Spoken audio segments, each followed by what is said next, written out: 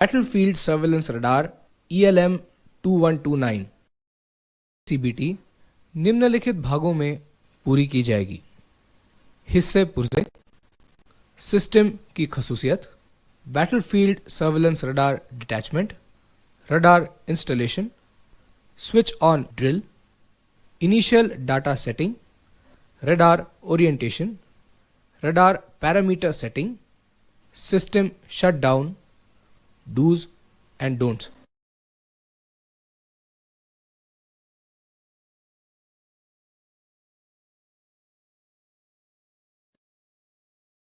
हिस्से पुर्जे, battlefield surveillance radar ELM 2129 कई अलग अलग हिस्से और पुर्जों से बना है, जिनके मिलजुल कर काम करने से BFSR पूरी काबिलियत से काम कर सकता है। इस रडार को छोटे हिस्सों में लाने ले जाने और काम करने की सहूलियत के उद्देश्य से रखा गया है। बैटलफील्ड सर्वेलेंस रडार के निम्नलिखित हिस्से पुर्जे होते हैं।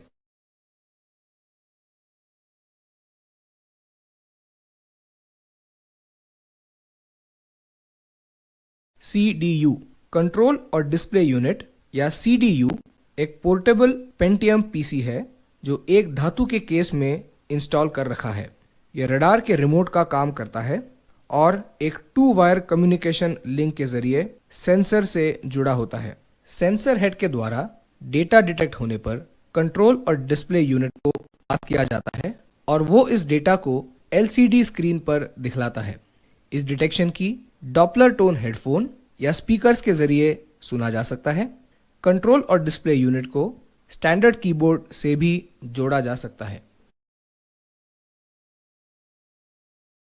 ट्राइपॉड, पूरी की पूरी रडार असेंबली एक हल्के वजन के ट्राइपॉड पर माउंट की जाती है।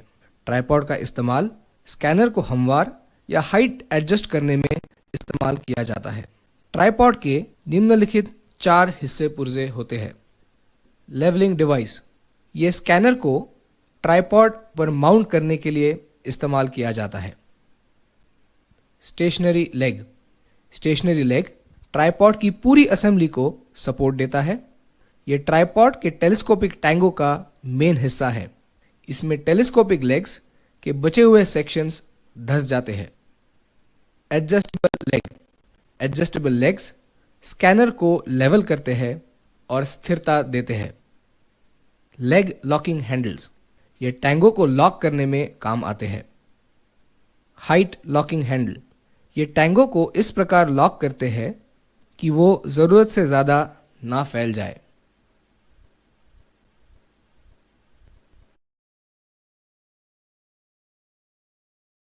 पावर सप्लाई, BFSR 12 वोल्ट की 2 बैटरी से चलता है। ये दोनों बैटरी एक बैटरी ब्रिज केबल से आपस में कनेक्टेड होती है, जिसका टोटल पावर आउटपुट 24 वोल्ट्स का होता है। बैटरी के लो होने पर छोटे छोटे बीप की आवाज आने लगती है। इसके पश्चात पूरा रडार ऑटोमेटिकली स्विच ऑफ हो जाता है, जिससे कि पूरे के पूरी बैटरी का चार्ज एक साथ खत्म ना हो। टेलीस्कोप, टेलीस्कोप सेंसर हेड के ऊपर लगा होता है और सेंसर हेड को सही दिशा साधने के काम आता है। ये हूबहू इंसास राइफल की टेलीस्कोपिक साइट के समान होता है।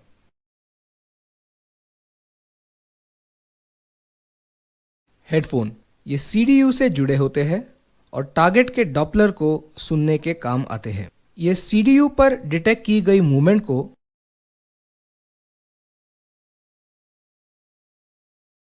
पावर सप्लाई केबल W4, ये एक 5 मीटर लंबी केबल है जो कि CDU को पावर सप्लाई देती है।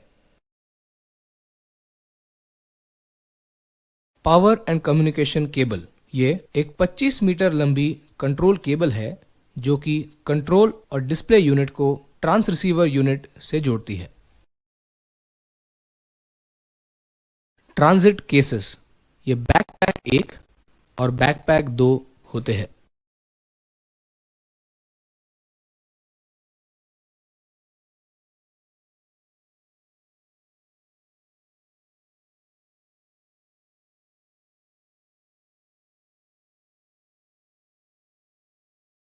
फ्रीक्वेंसी BFSR कम्युनिकेशन के लिए एक्स बैंड की फ्रीक्वेंसी का इस्तेमाल करता है।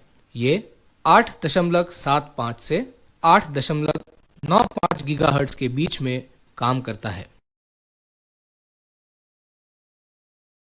एंटीना BFSR के साथ प्लेनर स्लॉटेड एरे किस्म का एंटीना होता है, जिसकी डिटेल इस प्रकार से है। Gain 31 dB, lobe width in azimuth 3.8 degree, lobe width in elevation 5.35 degree, polarization vertical.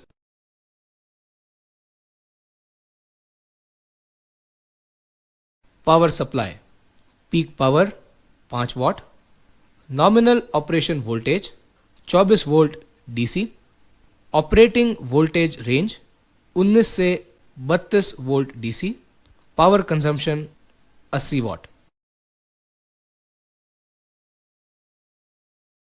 Accuracy BFSR एक अत्यंत एक्यूरेट सर्वेलेंस इक्विपमेंट है और डिटेक्शन को निम्नलिखित डेटा तक सीमित कर सकता है। Range 20 metre, azimuth 0.5 degree.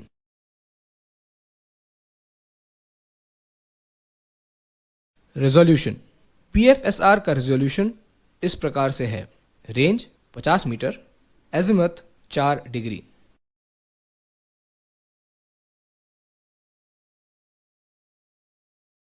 Operating modes BFSR के काम करने के 4 अलग अलग जरिए हैं। ये इस प्रकार से है। स्कैन मोड, रडार 10 से 350 डिग्री के बीच सारे हरकती टारगेट्स को डिटेक्ट करेगा। स्कैन मोड में एक समय पर रडार 60 टारगेट्स को डिटेक्ट कर सकता है। एम मोड, यदि ऑपरेटर को कोई खास जगह या टारगेट देखना हो तो एम मोड का इस्तेमाल किया जाएगा। एम मोड में ऑपरेटर टारगेट को पहचानकर उसके ऊपर एंटर करके एक क्रॉस का निशान लगा देता है। इसके पश्चात उसका ग्रिड रेफरेंस और टाइम सर्वेलेंस फॉर्म में नोट कर लिया जाता है। जब टारगेट स्क्रीन पर डिटेक्ट होना बंद होता है तब उसका टाइम और ग्रिड रेफरेंस फिर से नोट किया जाता है। ऑसिलेटर मोड, यदि ऑपरेटर को दुश्मन की कोई सड़क देखनी हो तो ऑसिलेटर मोड का इस्तेमाल किया जाता है। सिंगल टारगेट ट्रैकिंग, टारगेट की पहचान करने के लिए ऑपरेटर सिंगल टारगेट ट्रैकिंग या STT का इस्तेमाल करता है। इसके पश्चात रडार हरकती टारगेट को ट्रैक करता है और साथ ही साथ डॉपलर की आवाज सुनाई देती है। इससे रडार ऑपरेटर टारगेट की पहचान कर लेता है।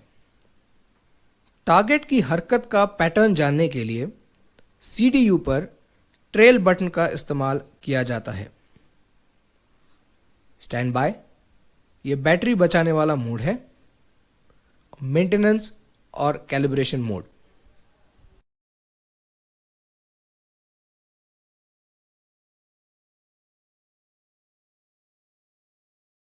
डिस्प्ले, डॉपलर टोन के जरिए टारगेट की किस्म का पता लगा सकते हैं। एक हरकती टारगेट CDU के स्क्रीन पर दिखाया जाता है। डिस्प्ले मॉनिटर की निम्नलिखित विशेषताएं हैं। CDU speed 266 megahertz, memory 64 MB, disk capacity 1 GB, external serial port 1।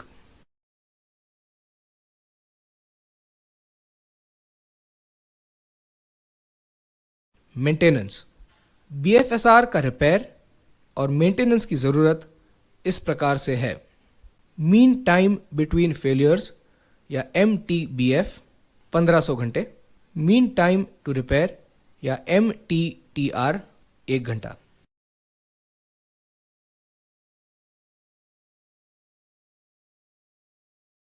Range, instrumental की रेंज 50 मीटर से 30 किलोमीटर, चलता आदमी 5 किलोमीटर, ट्रुप्स की हरकती टोली 8 किलोमीटर, उड़ता हुआ हेलीकॉप्टर 15 किलोमीटर, भारी या बड़ी गाड़ी 18 किलोमीटर।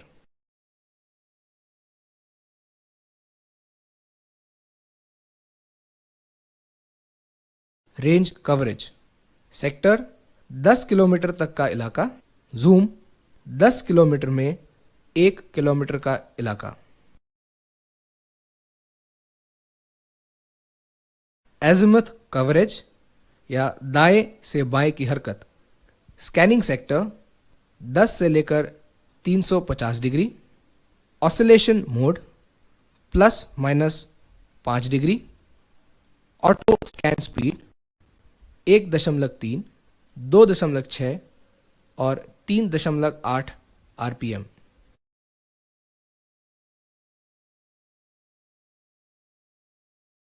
एलिवेशन कवरेज या ऊपर या नीचे की हरकत, एंटीना -22 से +11 degree, levelling region +- 7 degree.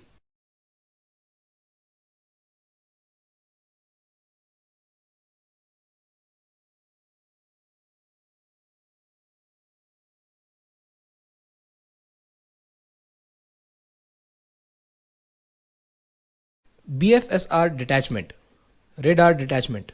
Radar detachment में इंटेलिजेंस और सर्विलेंस प्लाटून का एक एनसीओ और 2 जवान होते हैं। रडार डिटैचमेंट कमांडर, एक एनसीओ, ऑपरेटर नंबर 1 और 2, 2 जवान।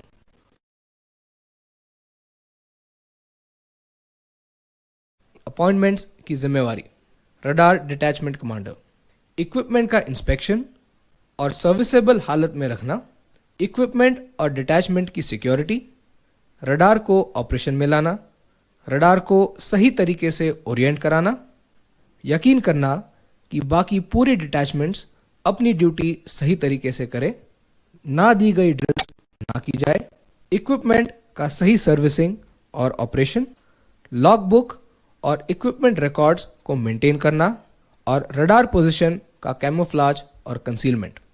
ऑपरेटर नंबर 1, इक्विपमेंट की सर्विसेबिलिटी, रडार को जमीन पर सही ओरिएंट करना। ऑपरेटर नंबर 1 सीडीयू ऑपरेटर होता है। केबल को ले करना और जमीन में दबाना, यकीन करना कि केबल को कोई डैमेज ना हो। रडार ऑपरेशन को बंद करते समय रडार के सभी हिस्से पुर्जे और केबल को साफ करना। ऑपरेटर नंबर 2, ये ऑपरेटर नंबर 1 का रिलीफ होता है। पावर सप्लाई केबल को सीडीयू से कनेक्ट करने से पहले यकीन करना कि 24 वोल्ट डीसी की सप्लाई चेक हो गई है। एयर सेंट्री का काम करना।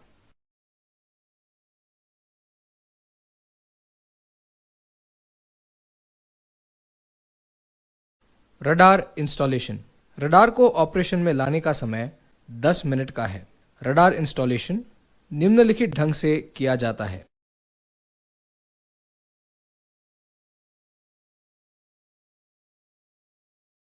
ट्राइपॉड, नंबर 1 और 2 ट्राइपॉड को निर्धारित जगह पर खड़ा करते हैं और बबल को लेवलिंग विंडो के मध्य करते हुए ट्राइपॉड को लेवल करते हैं। ये कार्रवाई ट्राइपॉड की टैंगों को ऊपर या नीचे की हरकत करके की जाती है। नंबर 3, पिकेट गाड़ कर ट्राइपॉड को स्थिरता देता है। उबड़ खाबड़ जमीन या एम्बुश में ट्राइपॉड को नीचे लेवल पर रखना चाहिए।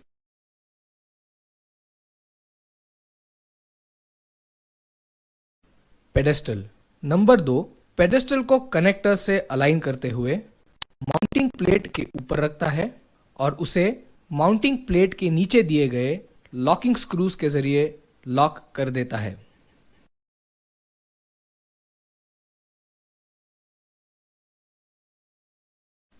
ट्रांसीवर एंटीना, नंबर 1 पेडेस्टल के साइड में दिए गए लॉकिंग स्क्रूज को अलाइन करते हुए ट्रांसीवर एंटीना को पेडेस्टल के ऊपर रखता है और उसे लॉकिंग स्क्रूज के जरिए लॉक कर देता है।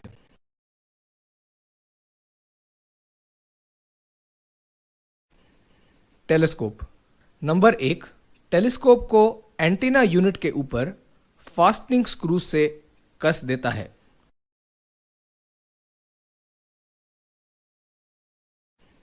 Control and display unit CDU। Number 1, CDU को रडार हेड से 20 से 25 मीटर की दूरी पर सेट करता है। CDU से रडार हेड तक केबल बिछाने की जिम्मेदारी नंबर 2 की होती है। इस कार्य में ऑपरेटर भी उसकी मदद करेगा। वो केबल को नीचे दिए तरीके के अनुसार जोड़ता है। नंबर 1 पावर और कम्युनिकेशन केबल को ट्रांसीवर एंटीना के J1 सॉकेट के साथ जोड़ता है। नंबर 2 पावर और कम्युनिकेशन केबल को CDU के साइड में दिए हुए J2 सॉकेट के साथ जोड़ता है। और number 2 power supply cable CDU के पीछे दिए हुए J1 सॉकेट के साथ जोड़ता है और 24 वोल्ट DC पावर सोर्स के साथ जोड़ता है।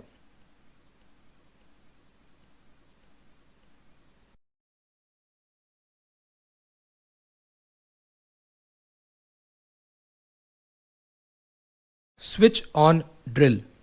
रडार इंस्टॉलेशन पूरा करने के पश्चात और रडार को स्विच ऑन करने से पहले नंबर 2 सारे इनिशियल चेक पूरा करेगा।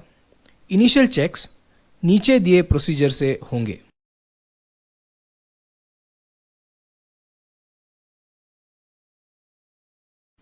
इनिशियल चेक्स ट्रांसीवर एंटीना पर दिए गए ऑन ऑफ सर्किट ब्रेकर को ऑन पोजीशन में करें। यकीन करें कि कंट्रोल और display unit circuit breaker on position में है। सारे केबल्स दिए हुए तरीके से कनेक्टेड हो और पावर सप्लाई केबल W4 दिए हुए तरीके से कनेक्टेड होना चाहिए।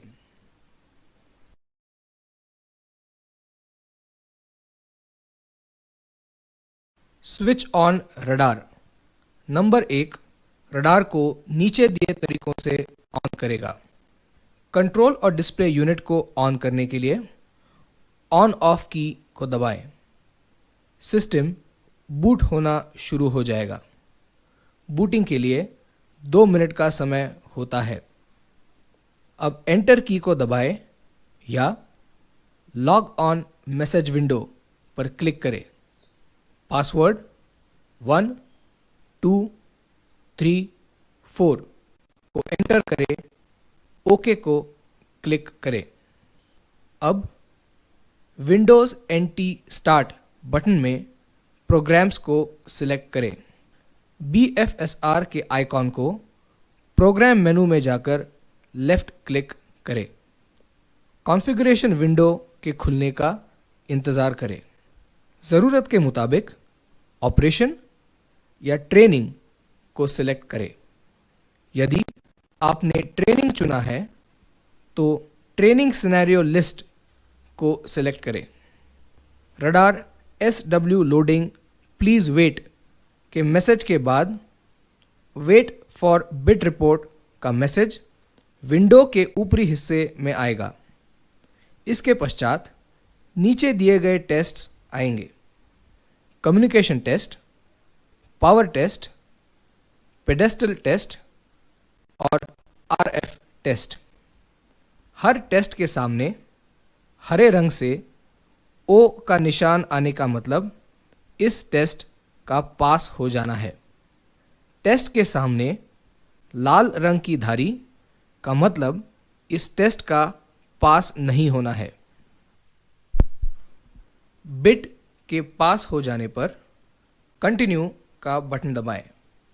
यदि बिट रिपोर्ट विंडो कोई फॉल्ट दिखाती है तो operator bit status report window के जरिए या फिर बैक के जरिए कॉन्फ़िगरेशन विंडो में जा सकता है। Bit status report window operator के जरिए किए गए फॉल्ट्स का पता लगा सकती है। रिसीवर फील्ड रिपोर्ट के ठीक ना होने पर निम्नलिखित मैसेज दिखाए जाएंगे। HN यानी कि हाई नॉइज, LNN या लो नॉइज नैरो, SENS सेंसिटिविटी को दर्शाता है, LNC लो नॉइज कंप्रेस्ड को दर्शाता है। बिट रिपोर्ट विंडो कि कंटिन्यू पुश बटन को दबाने पर इनिशियल सेटिंग विंडो स्क्रीन पर दर्शाई जाएगी।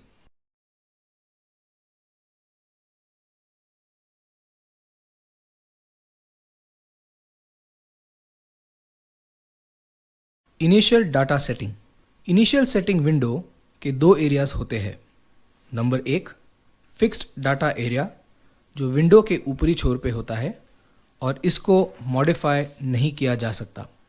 नंबर 2, वेरिएबल डाटा एरिया, जो बची हुई पूरी विंडो में होता है और जिसमें डाटा सिलेक्ट करके दिए हुए तरीके से एंटर किया जा सकता है।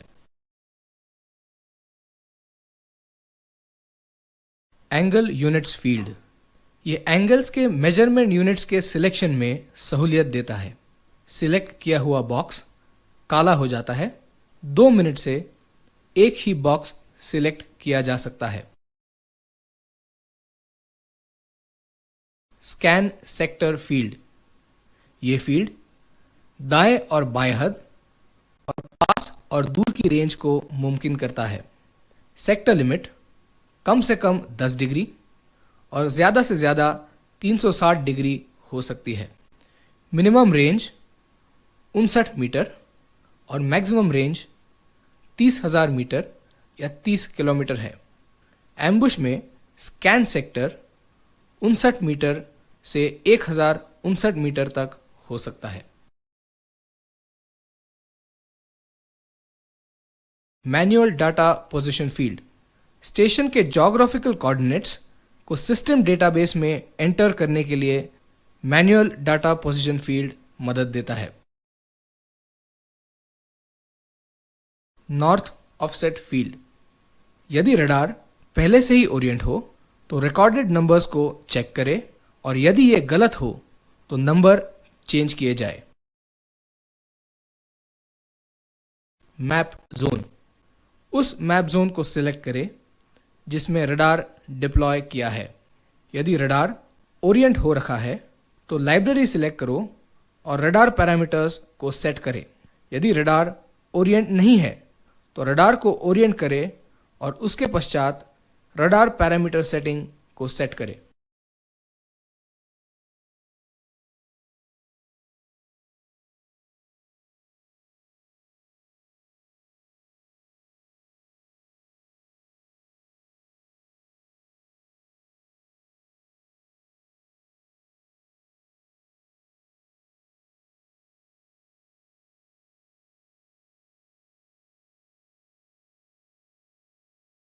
Initial data setting. Initial setting window के दो एरियाज होते हैं। नंबर 1, फिक्स्ड डाटा एरिया, जो विंडो के ऊपरी छोर पे होता है और इसको मॉडिफाई नहीं किया जा सकता। नंबर 2, वेरिएबल डाटा एरिया, जो बची हुई पूरी विंडो में होता है और जिसमें डाटा सिलेक्ट करके दिए हुए तरीके से मैप जोन, उस मैप जोन को सिलेक्ट करें जिसमें रडार डिप्लॉय किया है। यदि रडार ओरिएंट हो रखा है तो लाइब्रेरी सिलेक्ट करो और रडार पैरामीटर्स को सेट करें। यदि रडार ओरिएंट नहीं है तो रडार को ओरिएंट करें और उसके पश्चात रडार पैरामीटर सेटिंग को सेट करें।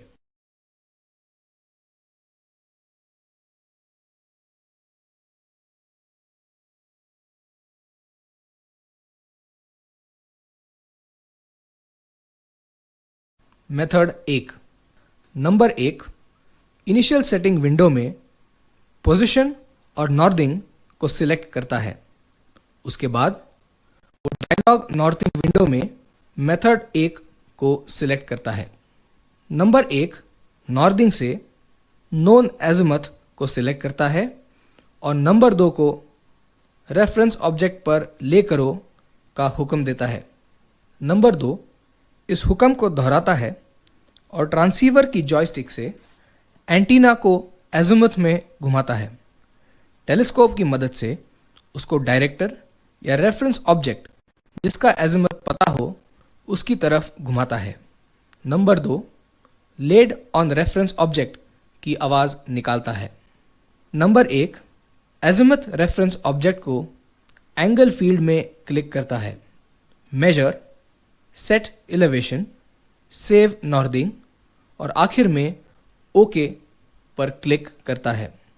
नंबर 1 नॉर्थिंग फील्ड डाटा को रिकॉर्ड करता है।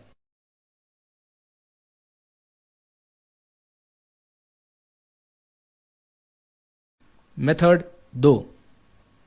नंबर 1 नॉर्थिंग से नोन पोजीशन विंडो को सिलेक्ट करता है और नंबर 2 ले ऑन ऑब्जेक्ट का हुक्म देता है। नंबर 2 इस हुक्म को दोहराता है और ट्रांसीवर की जॉयस्टिक से एंटीना को एज़िमुथ में घुमाता है। टेलीस्कोप की मदद से उसको उस ऑब्जेक्ट की तरफ घुमाता है जिसका एज़िमुथ पता हो। Number 2 laid on reference object की आवाज निकालता है। नंबर 1 कोऑर्डिनेट्स को नॉर्थ और ईस्ट फील्ड्स में एंटर करता है।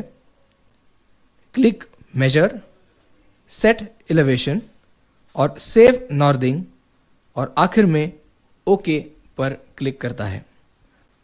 नंबर 1 नॉर्थिंग फील्ड डाटा को रिकॉर्ड करता है।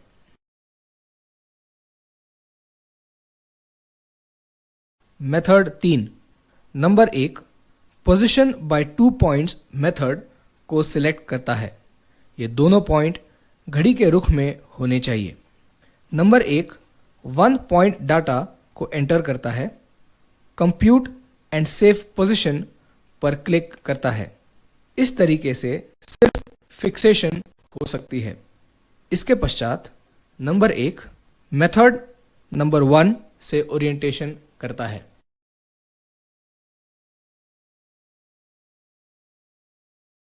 Method 4। Number 1 position by 2 points and angles method को सिलेक्ट करता है। सारे पॉइंट्स घड़ी के रुख में होने चाहिए। नंबर 1 2 पॉइंट्स सिलेक्ट करता है और कंप्यूट एंड सेव पोजीशन पर क्लिक करता है। इस तरीके से सिर्फ फिक्सेशन किया जाता है। नंबर 1 सीखे हुए तरीके से मेथड 1 के तरीके से ओरिएंटेशन को जारी रखता है।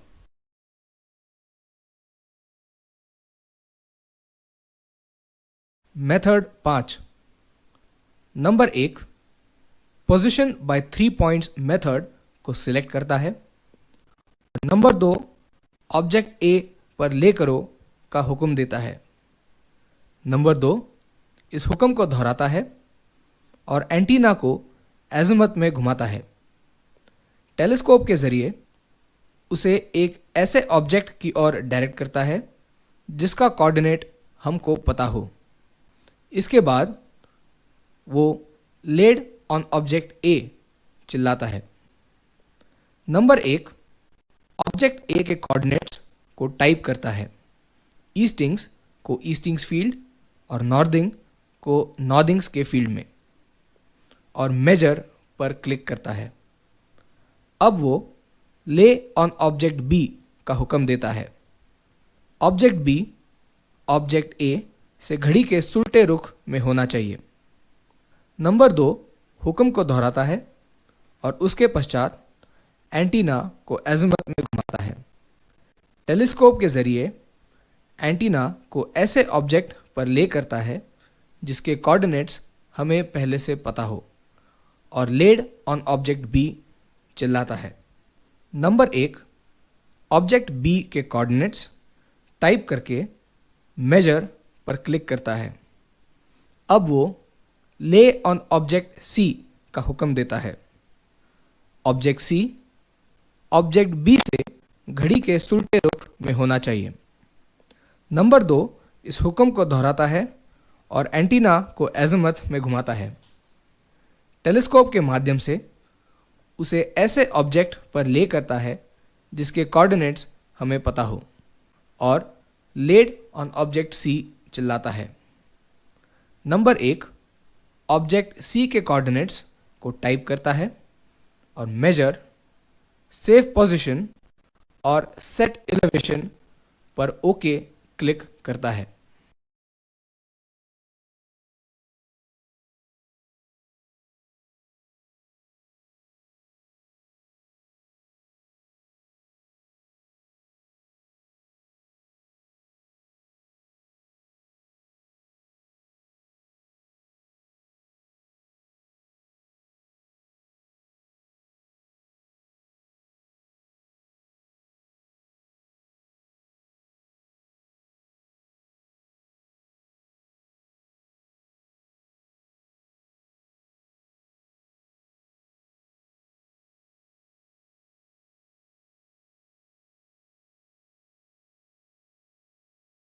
Radar parameter settings. ओरिएंटेशन के पश्चात नंबर 1 रडार पैरामीटर्स सेटिंग करता है। इनिशियल सेटिंग विंडो में लाइब्रेरी पुश बटन को दबाता है, जिसमें से दो चॉइस होते हैं, रडार और draw map. Radar push button के एक्टिवेट होने के बाद लाइब्रेरी विंडो और रडार पैरामीटर्स विंडो दिखता है। रडार पैरामीटर्स इन चीज़ों को सेट करता है, डिटेक्शन वेलोसिटी मैक्सिमम और डिटेक्शन वेलोसिटी मिनिमम के ज़रूरी टेक्स्ट फील्ड्स में डिटेक्शन वेलोसिटी भर दे। थ्रेशहोल्ड डाटा को एंटर करें। स्कैन स्पीड पॉपअप मेनू को खोलें और 3 वैल्यूज में से ज़रूरत की कोई भी एक वैल्यू सिलेक्ट करें। फ्रीक्वेंसी पुश बटन को दबाएं और बताई हुई फ्रीक्वेंसी को सिलेक्ट करें। एलिवेशन पुश बटन को दबाएं और ज़रूरत की एलिवेशन सिलेक्ट करें। कंटिन्यू पुश बटन डाटा को सेव करती है और पिछली विंडो में चली जाती है।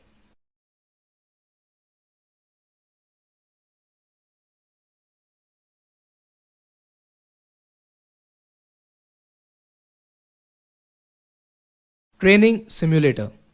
ट्रेनिंग सिम्युलेटर ट्रेनिंग देने का एक जरिया है जो कि ऑपरेटर को सिर्फ सीपीयू पर सिमुलेशन की काबिलियत देता है।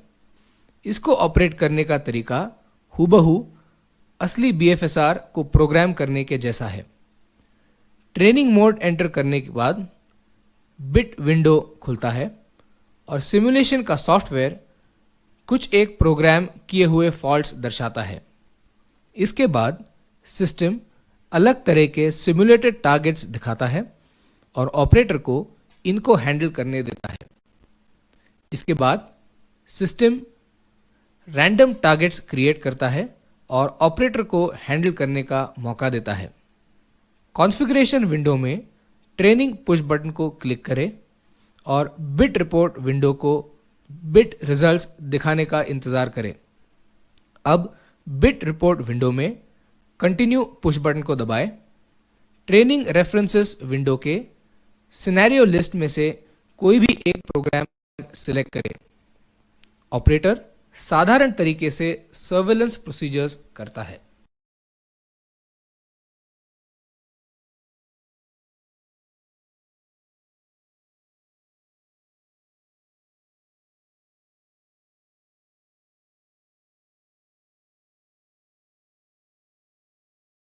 Draw map. Draw map mode को सिलेक्ट करने के लिए radar operator initial setting window में लाइब्रेरी पुश बटन को सिलेक्ट करता है और ड्रॉ मैप को दबाता है। इसके बाद ड्रॉ मैप विंडो आ जाती है। ये विंडो ऑपरेटर को किसी भी मैप पर अपना डाटा एंटर करने की काबिलियत देता है। सबसे पहले ऑपरेटर को ये क्लियर करना है कि वो किस प्रकार का डाटा एंटर करना चाहता है। उदाहरण के लिए, यदि उसे मैप पर लाइन खींचनी है तो दिए हुए इलाके के अनुसार उसे कुछ पॉइंट चुनने होंगे। मैप पर सारे पॉइंट चुनने के बाद उसे डबल क्लिक करना चाहिए, जिससे कि कंप्यूटर सारी लाइनों को पूरी तरह से बना देगा या बंधे हुए इलाके को मार्क कर देगा। निम्नलिखित पुश बटन्स मैप मार्किंग में सहूलियत देते हैं। एडिटिंग पुश बटन मैप पर पॉइंट मार्क करने में सहूलियत देता है। डिलीट पुश बटन किसी भी सिलेक्ट किए हुए आइटम को डिलीट करने में मदद करता है। ऐड पुश बटन मैप पर डाटा को जोड़ता है। CLS पुश बटन मैप पर से सारे डाटा को क्लियर करता है। सेव पुश बटन करेक्शन किए हुए मैप को सेव करता है। कंटिन्यू पुश बटन करेक्शन किए मैप्स को सेव करता है। और कैंसिल पुश बटन बगैर डाटा को सेव किए हुए पिछली विंडो में चला जाता है। निम्नलिखित मेनू लाइब्रेरी विंडो में होते हैं। The areas. ये एक पॉपअप मेनू है और ऑपरेटर को ये निर्धारित इलाके को अलार्म यानी कि रेड रोस्टर या नो इंटरेस्ट एरिया या ब्लैक की तरह नियुक्त करने में मदद करता है। द लाइन्स फील्ड, ये ऑपरेटर को मैप पर लकीर खींचने में मदद करता है। दुश्मन लाल रंग से, अपनी लाइन नीले रंग से, फेंस या बाड़ काले रंग से और रास्ता काले या सफ़ेद रंग से। द सिंबल्स फील्ड, ऑपरेटर को मैप पर पॉइंट मार्क करने की काबिलियत देता है। ऑब्जर्वेशन नीले रंग से, एम्बुश ओजी रंग से, अपना फौजी दस्ता या टुकड़ी नीले रंग से, रडार साइट हरे, पीले, लाल या काले रंग से, आरटी साइट ओजी रंग से। लेबल फील्ड, ऑपरेटर को ऊपर के सभी एंटर किए डाटा को नाम देने के काम आता है। अलग अलग फील्ड्स में नेविगेट करना, जो मार्किंग मैप पर करनी हो उसकी किस्म को सिलेक्ट करें, जैसे कि लकीर, बिंदु, इलाका या लेबल। एडिटिंग पुश बटन को दबाएं, ऐड पुश बटन को दबाएं। रूट मार्क करने के लिए मैप पर क्लिक करें। लकीर या इलाके को पूरा करने के लिए डबल क्लिक करें।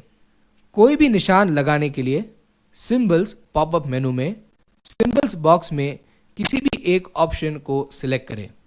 अब ऐड पुश बटन को सिलेक्ट करें और मैप की उस जगह पर क्लिक करें जहां पर निशान चाहिए हो।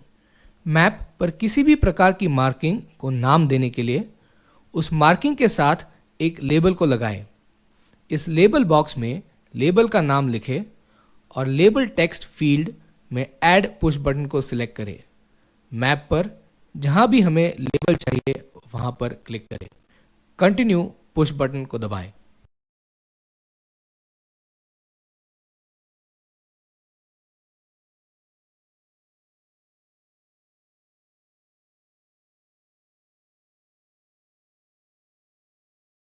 System shutdown, back push button को तब तक दबाते रहे जब तक ऑपरेटर कॉन्फ़िगरेशन विंडो में नहीं पहुंच जाता है। कॉन्फ़िगरेशन विंडो में शटडाउन पुश बटन को दबाएं। विंडोज एनटी स्टार्ट मेन्यू में शटडाउन ऑप्शन को सिलेक्ट करें और कंप्यूटर को शट डाउन करने के लिए येस पर क्लिक करें। सीडीयू स्विच ऑफ करने के लिए ऑन ऑफ स्विच को दबाएं।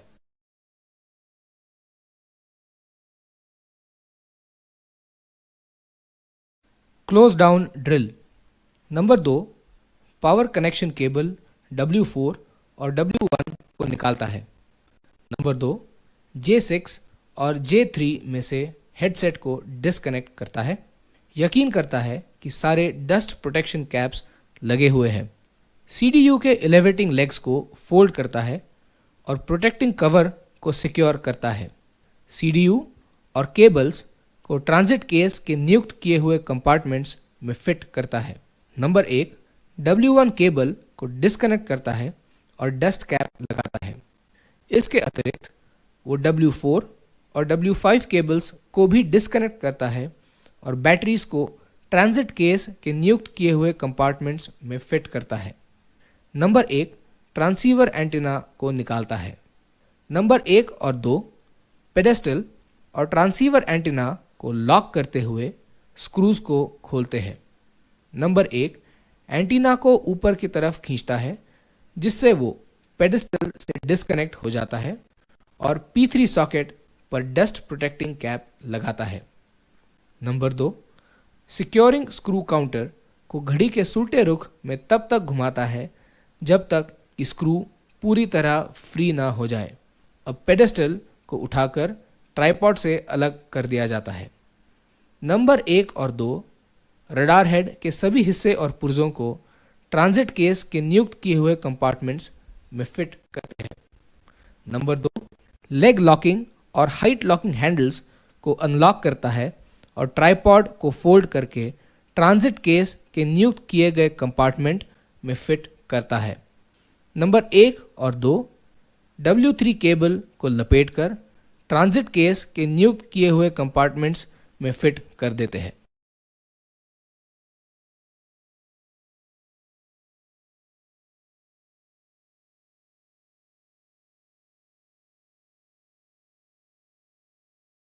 डूज। Power supply. बैटरीज का आउटपुट 19 वोल्ट से कम और 32 वोल्ट से ज़्यादा नहीं होना चाहिए।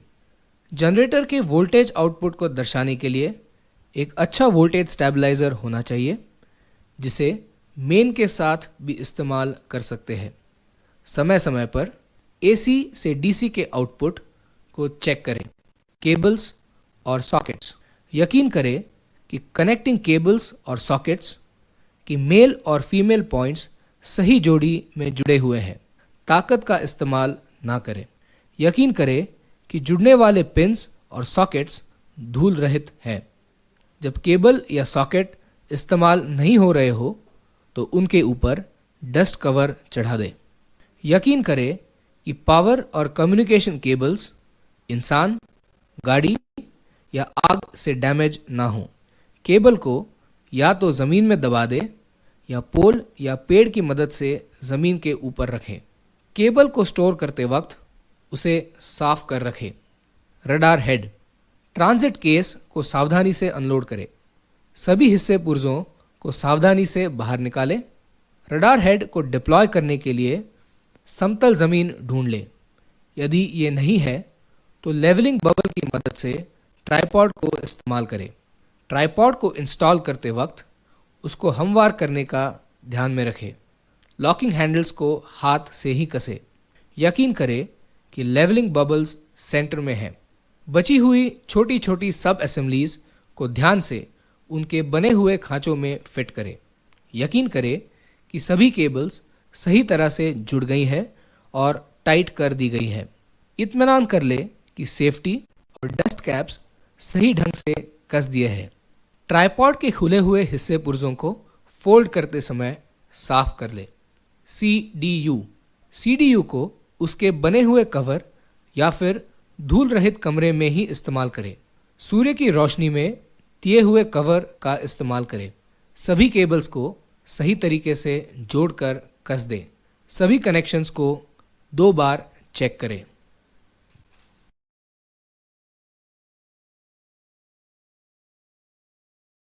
डोंट्स। केबल्स और सॉकेट्स। केबल्स को पथरीले या झाड़ियों वाले इलाकों में नहीं घसीटें। ताकत का इस्तेमाल ना करें और पिन्स को डैमेज ना करें। Radar head. कोई भी हिस्से या पुर्जे को नहीं गिराएं। असेंबली को ज़मीन पर ना रखें। स्क्रूज को टाइट करने के लिए ज़्यादा ताकत का इस्तेमाल ना करें। ट्राइपॉड को हमवार करने से पहले उसके ऊपर बाकी हिस्से पुर्जे ना रखें। एंटीना और पेडेस्टल को ग्राउंड पर ना रखें और दोनों को रिफ्लेक्टर से अकड़कर उठाने की कोशिश ना करें। एंटीना को मैन्युअली ना घुमाएं। एंटीना। अपनी आंख को टेलीस्कोप के आईपीस से दूर रखें जिससे कि साफ तस्वीर दिखे। ज़रूरत पड़ने पर फोकस करें। सीडीयू। इक्विपमेंट के साथ जोर ज़बरदस्ती ना करें। यूनिट को ऐसी जगह ना ले जाए जहां धूल मिट्टी आती हो। केबल्स के साथ छेड़खानी ना करें। पावर को तब तक ऑन ना करें जब तक कि सारे चेक ना हो गए हों। गलत ड्रिल या प्रोसीजर ना अपनाएं। रडार को दिए हुए तरीके से ही शट डाउन करें और अनऑथराइज्ड या अनट्रेन्ड पर्सनल को रडार को ऑपरेट करने ना दें। आम बातें। यदि रडार के सेंसर का रुख किसी भी दूसरे रडार की ओर है जो कि 1000 मीटर के अंदर है तो उसे इस्तेमाल ना करें। 60 मीटर के अंदर 2 रडार्स को डिप्लॉय ना करें।